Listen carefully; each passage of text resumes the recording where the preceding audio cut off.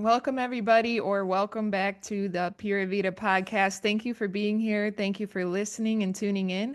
I am super happy and excited to be back. I took a week off of podcasting, but I'm happy to be back and diving back in. It's been so fun having all these awesome conversations with these amazing people who I get to meet through the studio. So, today, we have an amazing guest, but before that, I just want to talk to you about the studio. We are located in Toledo, Ohio, South Toledo, right on South Detroit Avenue, and we're located right next to Ernest Brew Works, a local brewery here. And we would love to see you stop in. We strive to make our studio affordable and accessible for everybody. So we have a studio membership that is $30 per month. And that gives you access to all of our classes that we offer, which are yoga, meditation, sound bath, etc. And then we also have another option that is $60 per month, and that is where you get a one-on-one service included as well, which can be massage, Reiki, or sound healing. And we are very passionate just about making sure that everybody can come here and get the healing that they need. So we would love to see you in our studio. And yeah, let's get into our episode today. Today we have a very special guest. Welcome, Ciera. Welcome to the podcast. Hey, thanks for having me. Thank you for being on. So Ciera is a therapist in the area, and she came into the studio, and I got to know her a little bit so far. We've only had a few meetings, but I feel like I've gotten to know you already pretty well. And so I would love to ask you, what inspired you? Like, let's kind of start from the beginning. What inspired you to become a therapist? What inspired you to become a therapist? I feel like that is such like a mixed bag question. Yes, Um, agreed. so my I think the cleanest is I had a life where I grew up like feeling pretty othered and pretty different. I had ADHD, which was undiagnosed until I was like, I feel like maybe middle school. And then we didn't start like really actively treating it, I'm gonna say until like high school. And then I didn't even enter medication until grad school, like I think second round. So I had an experience growing up where I was like, I was neurodivergent, but didn't have the language for that. And then growing up in a world which is shaped for neurotypical people, it was pretty isolating. So that was like the experience that was shaping me internally, right? And then when we started treating the ADHD, it was compiled with like depression, which is pretty typical for ADHD like folks. We kind of going through the world feeling different. That weighs on you after a while, and it catches up with you, especially when you don't like have like the context community and things like that for it.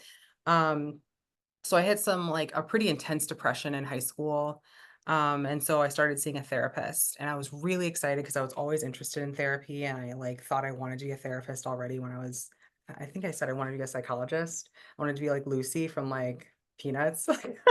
Yes. Getting paid to like talk to people. That's Yep. awesome. Yes, absolutely. So I was really excited to like see a therapist in high school. And I get there, and this therapist was awful to me. Like, period in a story, she was terrible. And I was Wow. so excited because she was a woman that looked like me, a woman of color. Um, and she had her own office, and she like the whole shebang. And I sit down and I sit down with her, and I'm so eager to like tell her about my experience and like to talk about like what her life like to get all that relationship, right? That I try so hard to like facilitate and give to my clients. Um, and she just really poo-pooed all over me. She, Wow. yes. Um, in that meeting, What did she do? it was kind of like, first off, it felt like she had already taken a side. She had already been told my story, and then had like total air quotes around that, had been told my story and my situation, and now was addressing the problem that was me. Um, and so Hmm. trying to like reshape me so I was more palatable to the people around me. And yeah. And so it Yeah. felt like someone had already, so it felt like she had been fed information and wasn't trying to get to know me, but trying to like make me for other people, which is not how we do therapy. Like it's Right. positive regard is the language that we use as therapists for our clients. Um, because that's your person. Your therapist is your person. And it's like Yeah. supposed to be, if Erica, you're my client, then I am team Erica forever. And it's about moving Erica through her journey, no matter how cumbersome or difficult. And sometimes in Erica's journey, Erica is going to be in the wrong in some things, and sometimes Erica is going to be, unfortunately, maybe a victim in some situations. But we're Mhm. moving through that together to like how to make you a stronger person, and that's not the experience I received. Mm. And then to top it all off, she then told me that she, I think, was talking about career paths. And she said, well, there are different types of people in this world. There are some people that can be doctors, and there are some people that can be puppy doctors. And then there are other people that can be the people that clean the cages. And yes, right? Like that just, and, even at the age of like 16 years old or however it was, I was wise enough to know, and thank goodness for that, right? I was Yeah, seriously, because what if you weren't? Oh my God. great. Talk about like a very traumatic experience. It's just like, it was like, you know what? Fuck this. This person clearly um doesn't know me, doesn't know what my capabilities are because we've only met a few times, and has an inaccurate like view of like the world, because that's not how I see people either. I really do believe that I'm like, if you have something that you believe in that you want to do, that you can pursue that, and your road might be easier or more difficult pursuing it, but we all have the capability to do it. What Absolutely. to um Yeah, especially I totally share that quality that you have. And you talked about, we're both women entrepreneurs, and it's like, let's lift each other up through yes, that. Like, I love that so much. And I love that about you, that you have that quality, because honestly, not everyone does. And that's something that I've had to learn. Like, oh no, not everyone wants to like build a business. And no, yeah, it's like, okay, that's just something about me. And it's been awesome to like meet you and stuff. And find another person who does want to build a business. And but wow, I cannot believe your therapist said there's the people who cleans cages. How do yeah, you, yeah, that's a therapy session? No. right, No. right. That's the trauma. Like, thank you, ma'am. You've now given me years of work to have to undo. Yeah. But I didn't. It was like that was something where I was like, and later on in a class, I actually heard, like, I think in like undergrad, maybe even, where it was like people choose their careers usually based off of like one or two things. Or no, I'm going to say one of three things. They have been influenced by someone else that was in that career, and they thought to themselves, I can be that person for the masses, or for whatever this thing is. Or they had an experience where they're like, there's a problem that needs to be solved, and I think that I can innovate something to solve this concern, this problem, this deficit. Or like me, you've got a situation where you had an experience that was so bad that you're like, I've got to do this better than what I experienced, because this can't be what's out here in this world. Yeah. Yeah, for sure. Well, I'm glad that you're shaping your own journey and your own therapist journey. And like, so was that kind of, I mean, that was your first, no wonder it's a mixed bag. Yeah, yeah, Like, that was your first kind of inkling, like, no, I think I need to make this what it's actually supposed to be, or go into the journey of it and become what it was actually meant to be, which was therapy. yes. And so what happened from there? So from there, at that moment, I just knew that I like wanted to help children in a better capacity than I was helped. So I moved into my undergraduate year, like my freshman year, and I started with early childhood education. And then I like wasn't sure, and then I eventually landed with like human development and family studies, because I worked in a childcare center. I knew that I loved working with children and families, and I was really good at that. And I felt like I understood children on a deeper level than what I was seeing from a lot of my counterparts. Um, What and makes you connect with children? what makes you connect with children? Children are honest. Children are the Yeah. truth. A question that sometimes I like to ask clients is like, who were you before the world told you who you had to be?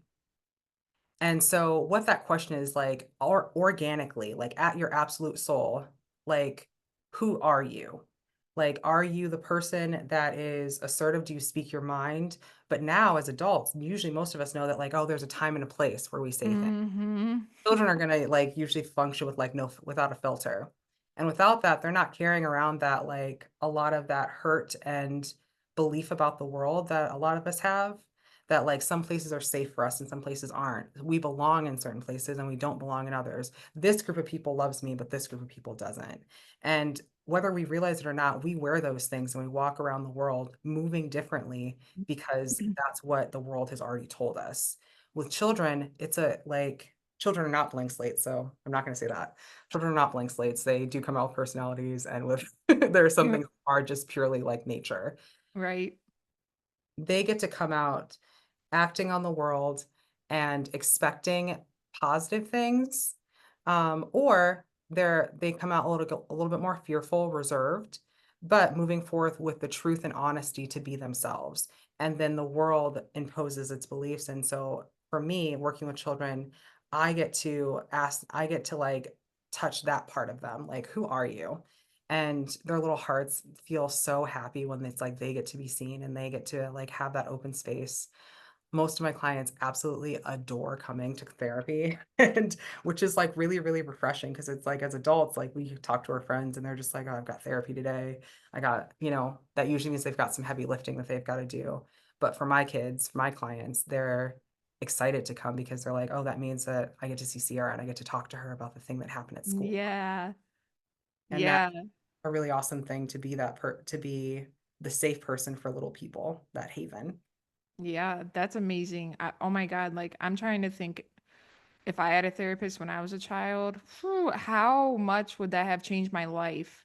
I mean, holy cow. Like, you are doing that amazing work in the world with children of all people. And like, I've always, personally, I've always been kind of the opposite. I feel like I have a very hard time connecting with children. And Mhm.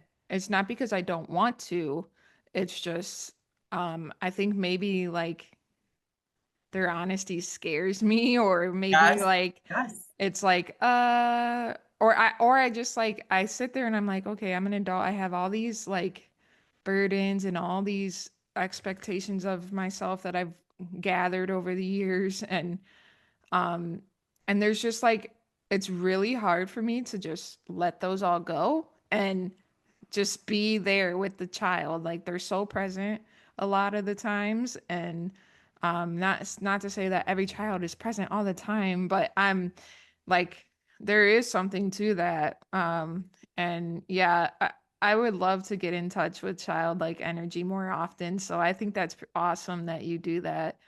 Um, yeah, super cool, super cool. Um, so what like did you always know that you always knew that you wanted to work with children? Did you ever like have an idea like that you might want to work with adults or teenagers, or or was it always just like you were like children? So I'm adult, so I'm children and I'm teens.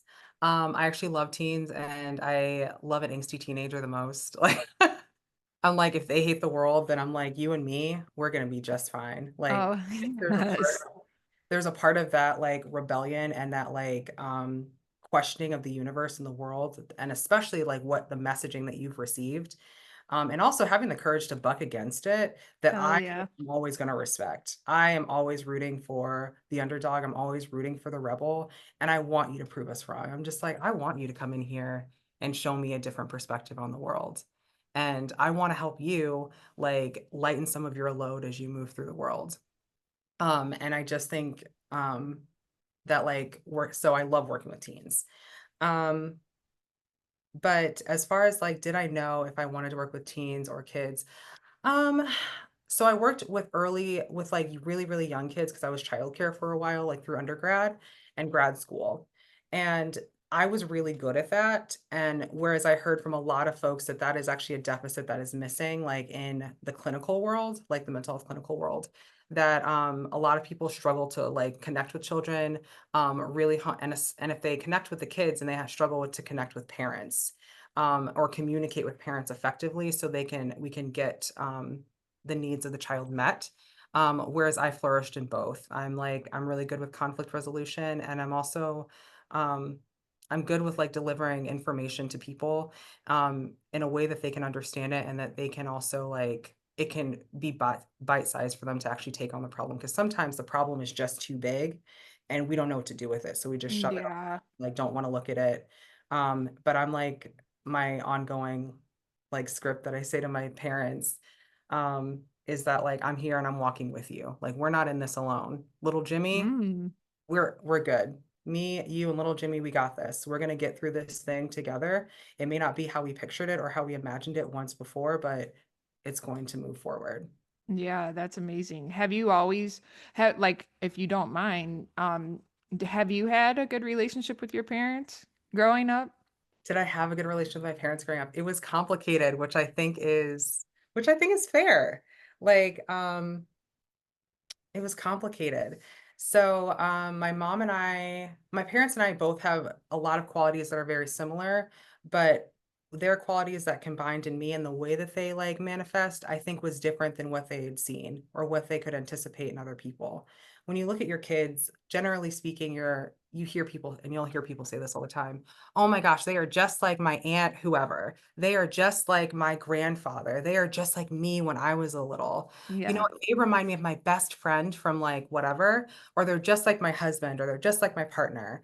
And what they're doing is like this thing that we all do. We all look for sameness in the world because it's comfortable to us. And if it's the same, then Mhm. it's comfortable and we know how to move through that. It feels good, right?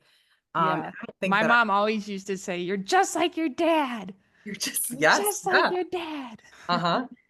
And I think that when my personality started coming out, which is early, it wasn't reminding them of anyone. And they couldn't picture like what Sierra going to be like when she gets older. Is Sierra trying to be someone else? Is Sierra like, that was really hard for them. Now I think that my parents see more of themselves in me, but I think that that was really challenging. So therefore, it created a very challenging environment for me. They were Hmm. anticipating problems with me that just weren't present. Like they were just like, "Oh, is Sierra going to be out here in these streets doing bad things with her friends? Is she going to be like out here with like guys doing awful things?" And that just wasn't who I was or what my life was. But Yeah. they were like preparing for this like war and maybe coming at me a little bit more aggressively than was necessary. With punishment, disciplinary action that was overzealous, right? Mhm. And I think that had a huge severing effect on our relationship. And my Yeah. parents were definitely more authoritative than they were authoritarian. Oh, no, they were more authoritarian than they were authoritative. I think I said that right. I always flip them up. Um, Wait, yeah, actually, can you explain that? So yeah, they were more so like, they were more like, this has to be done. Like I said it needs to be done. I am the law stops here. yeah, okay, okay. As opposed to this is what the rule is. I'm going to explain what my logic is because I want you, child, to adopt this same understanding and be able to reason through problems in the future. Hmm. Got it. So, My do parents what were I say, what I definitely authoritarian, I especially grew up. my father. He's like, if you, I mean, literally to every little thing, man. You could like, I could move a pencil the wrong way, and he's like, like he could just have like a freaking like blowout just by moving the pencil the wrong way. He's like, "This is how you move the pencil. This is the only way. This is the law." And it's like, I just give this example of the pencil because sometimes it felt like it was that little of a problem, Yeah. and like, but it got turned into this huge, massive, what do they call that? What's the word?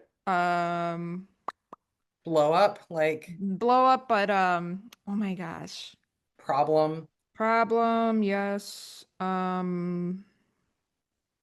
Anyways, yeah. I hate when that happens when it doesn't come to you, but it's And it's that gonna come in like 5 minutes. it will, yeah. So I'll just keep going on. But yeah, it's just blown up into this huge problem that doesn't even matter. Like not even in the slightest bit does it matter how I move that pencil. But Hmm. because it wasn't his way, Hmm. the world ended, you Hmm. know. And it's Hmm. like, all right. Yeah, And when you grow up with something like that, that fucks you up. it does. It does. Yeah. Yeah. That's a lifetime of hurt and like undoing of like nervousness, honestly, is what it's embedding in you. Yeah. It for a lot of folks. I can't speak for you personally, but like for me, it manifested as like just this ongoing, like, am I doing something right? Am I wrong? And I think that that compounded with like being neurodivergent, like just made this constant state of like apprehension and like everything I do is wrong, Yeah. which is heavy to carry. It is. Yeah. And especially when your parents are like, one of their big things is like, oh, we want to instill confidence in you. It's just like, well, are we doing Yeah. it? Right. Is that what's happening? Yeah. Yeah. So, well, thank you for sharing your a little bit of your, relationship with your parents. I obviously related. So, yeah, that's I have cool. to share some of the good because it's good and bad, right? Absolutely. It I'm gonna share always some of the is. good. Please share some of the good and I will too. And just because I'll balance myself out too. Hmm. So with them, yes. And I looked it up and it is authoritative. So what we had was authoritative parenting style, and what's preferred, like what we say is like optimum for like raising children that are responsible, independent, and still loving and caring individuals is authoritarian. The third one is like what we also call like laissez-faire. So laissez-faire is going to be like, oh, if you like it, I love it. Like if you want to eat ice cream for dinner, that's totally fine if you want to, but then because you can't always say yes, we want to. And then it usually spikes with like not understanding how to respond to your own emotions. And so it like will often have like spikes of anger in there where it's just like everything's Mm, cool, everything's copacetic, everything's great, everything's chill until it's 100% until it's not. And then like, so it's like, which mommy am I getting? Which dad am I getting? yeah. The actual expectation, I'm not sure, or there really just aren't any. And sorry, those have No, thank you. Yeah. and as far as like my parents went, like things that they did positively, they really, really, really instilled like this family, this like this idea and like moral backing of like togetherness as like a family and sticking together and community, which I felt was good in our family. They also were huge proponents of education, which to this day I am the biggest advocate and supporter of education. And because it gives us all a chance. Like we say that education is the great equalizer. I think that there are some falsehoods in that statement. It's not a completely true statement, but I think it's the best that we've got. I think that like it gives us a chance and it gives people an opportunity to know more than what they were like maybe introduced to and to give themselves a path to another type of life. Yeah. So I'm always grateful to my parents for like emphasizing the importance of education and encouraging me to move forward, and to like pursue like and to pursue like my own passions, even if they weren't ones that they necessarily believed in themselves. But Yeah. yeah. Yeah, for sure. That's awesome. Yeah, thank you for sharing the positive side. Because it's important to tune into both. Like, a lot of times we carry that negativity and we're always carrying that and sometimes it's hard to part those clouds and look at the positive too. And man, yeah, my parents have given me so much positivity in my life as well. And it's like as much as the relationship is complicated, it's also, yeah, like same here. I would say similar, my dad very much and my mom, they very much push me towards, go to college, get your stuff done. Like they let me study abroad in Costa Rica in college. Amazing. Not that they had a choice, but I mean, they supported it, They were very nervous and that's what changed my whole life, was getting away from them, to be honest. And that was the first time I ever like had my own independence and realized who I was and what I want to do in this world. And but um but yeah, it was all, if it wasn't for them pushing me towards my goals, and my dad always told me you can be whatever you want to be if you put the work in. And it's like that's true. And so yeah, there's always the positive with the negative. And so it is what it is, right? And it's not always like, obviously, it's not our parents' fault necessarily, and that's where, emotions can get complicated, and because it's just how they grew up and how they saw the world, and they're just projecting their perspectives onto us, and as the cycle goes, right? I mean, it's a vicious cycle, but it's a beautiful one too. And so it's It awesome. is. Yeah. Um, so I can already just, I feel how deeply, your story is, and like it's your own personal story is totally interwoven into your own work, which is so cool. And starting your own practice is extremely brave of you. It's like a huge leap into the unknown. And so like what has that been like? What has your transition been like to starting your own space? Okay, so you know how like some people say that it's like, oh, it's like trial by fire, and it's like I hit all these like all this turbulence, and then like, but then this wonderful thing came out of it. And then you hear some people that are just like everything was just right. It was like everything was a green light. I've hit Hmm. more of that first one usually, where it's like, it was trial by fire, and I like, I cried the whole time, but I got there. Yeah. But truthfully, when it came to starting my practice, that felt like there were just green lights the entire way. It was like a freeway to like to being like profitable, so like obviously sustainable.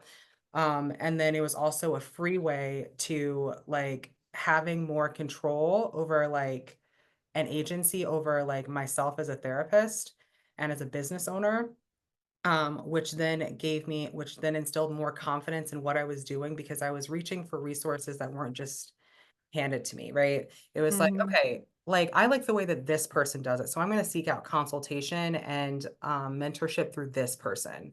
I like the way that this person like has talked to me and handled me in the past. I'm going to seek out supervision through this person. And when you have those shaping forces that really are completely copacetic with you and of your own choosing, you get to decide the kind of professional that you want to be. For me, that was everything, where it was just like, to have people that like, yes, they believe in you, but like for you to have the agency to move forward and to make the type of like environment that you've been envisioning, it was like a creative like outlet that I didn't know that I needed. And so as like I'm a children's EMDR and play therapist.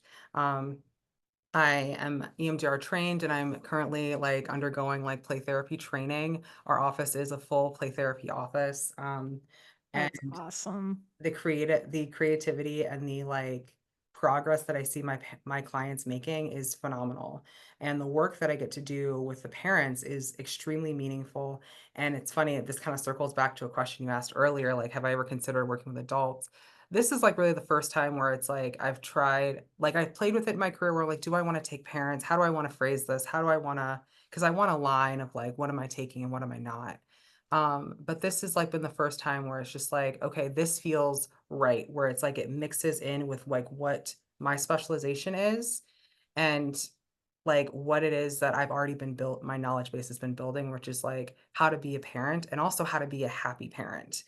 And I think that that's a huge thing. And I know it takes a while it might take some people a while to get to that road.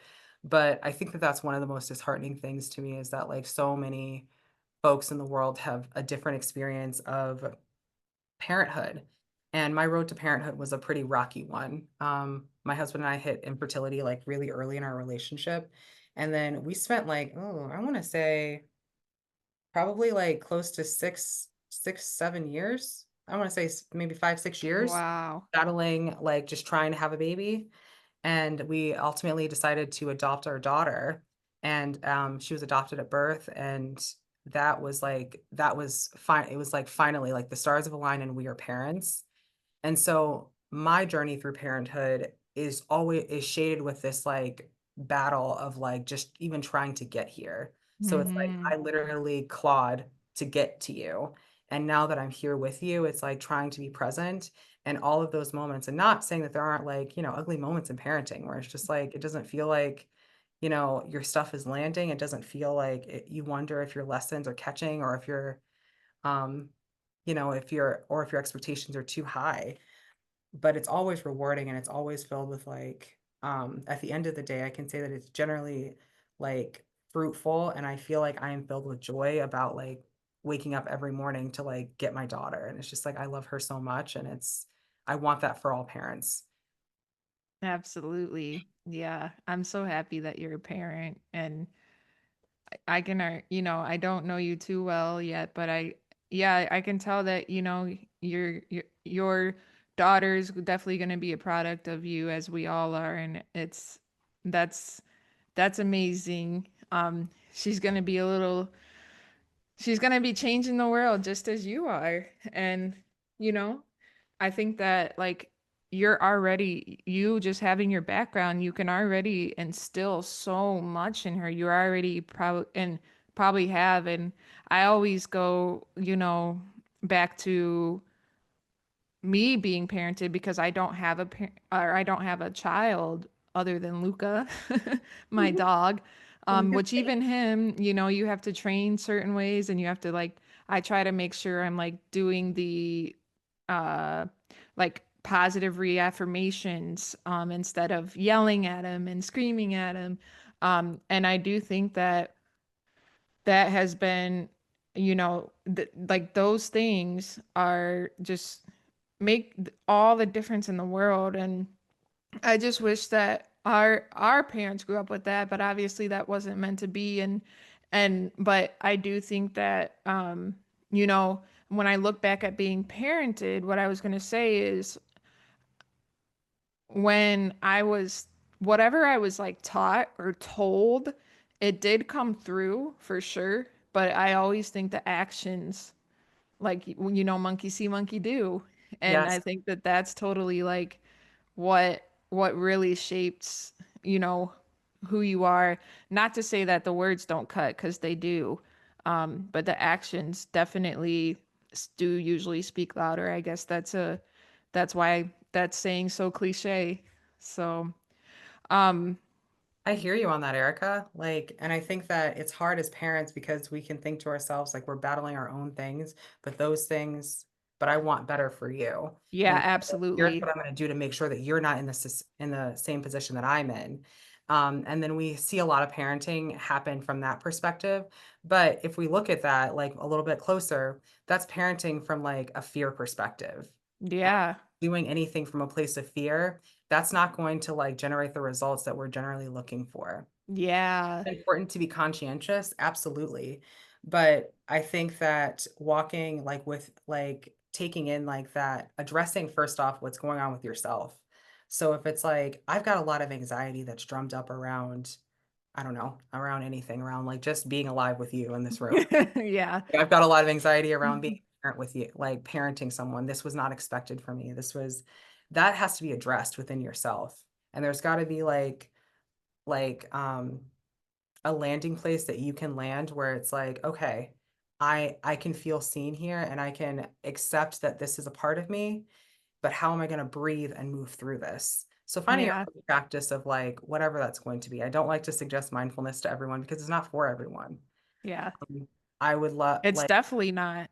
no, it is not. And I like I give a hard side eye to anything that's just like everyone just like I feel like that's like a buzzword almost, where it's just like everyone, we just need to be mindful about the thing that we are enduring. And it's just like, no, because sometimes things are too big for people to take in. And it's Yep. like what they're doing is they're turning away from that like actual trauma that they're enduring, because like that will tear them apart. Hmm. And I'd rather have an anxious person on this earth than someone who was being mindful and had to turn a mirror inward when they weren't ready to do it and they didn't have the right equipment or the right person to do that with. Agreed. I always like that saying, like, when the student's ready, the teacher will appear. Oh, yes. Uh, Yes. yeah, and I think yeah. I think that right there, like, and I always say in my classes too, no forcing, no tugging, no yanking. You can challenge yourself if you want, but no forcing, no tugging, no yanking. And it's like, no matter what that is, whether it's in your mind or in your body, you don't have to force yourself into a posture. It's just like, allow it to happen when it needs to happen and how it needs to happen. And yeah, I totally agree with that. I feel like, when you start getting into like, just do this or just do that, it's almost There like, is no just. There is no yeah, like, exactly. There isn't. So yeah, that's cool. Um, are you good? Like, are your people there? no. Oh, wait, let's see. Oh, yeah, they said 3:30. Oh, okay. Well, let me ask you maybe like two or three more questions and we'll wrap it up. So, has anything like, well, actually, let me ask you about the studio first. Mhm. So you started coming to the studio maybe like a month ago now or Yeah. two, Yeah. and you have come to a few classes, you've gotten some massages, and I just want to know, what's your first impressions and how do you feel about the studio and the space and the community and we're still pretty new. We have been open for 4 years, but the first year was kind of totally just whacked because of COVID. You So, opened during COVID? yes, Oh my gosh. yes. You get a gold star. Let me tell you Open what your actually business during happened. COVID. I freaking got this space. I rented this space, and 2 weeks later, COVID. 2 weeks later, man. I don't know how we survived. I really don't. Um, but that was a very rough time for me. I won't get into that in this episode, but um, Tune in for a later episode. yeah, tune in for all my panic attacks and I'll interview you. Yeah, I'll interview yeah. you talking about how that went for you. Oh, I will. Yeah, we can talk about it. But yeah, anyways, so I just love to hear, your first impressions and what you think of the space and the energy of the studio. Energy of the studio, like I think the word that comes to me when I think of when think of Pura Vida is grounding. Like I feel like it is natural. It is like I feel like we're humans practicing together. And all the hubbubaloo and all the fuss and all the like bells and whistles of like, I don't know. I don't know if you're like this, but do you walk into places and you're just like, this is marketing? Yep, I'm being pandered to. I'm being like, sometimes it's effective, right? I'm just like, yep, it they is. done did it. I ordered that. Yep, and it's fine. Yeah. Yes. But then I think that right now, what I'm kind of like a season that I'm in my life, and I know I hate saying the word season, but I did.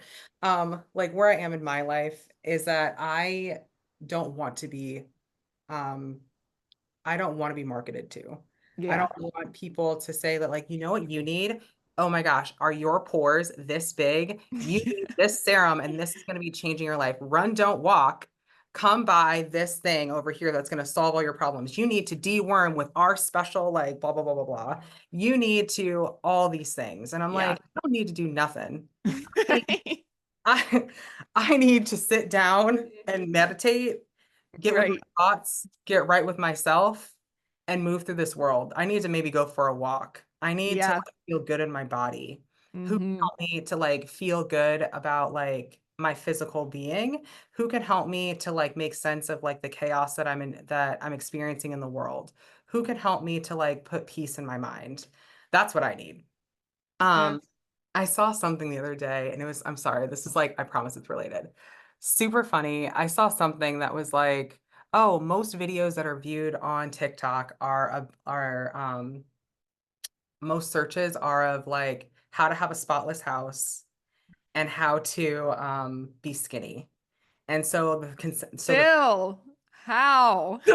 So the thought was, it's just like, okay, so what women really want in this world is to have a spotless house and to be skinny.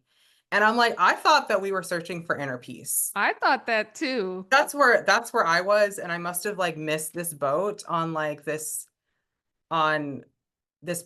I thought that we thought that we all were in agreement that this was anti-feminist, that I thought that too. this was the patriarchy at work, like making us feel like that we needed to be in this like perfect bird cage, right?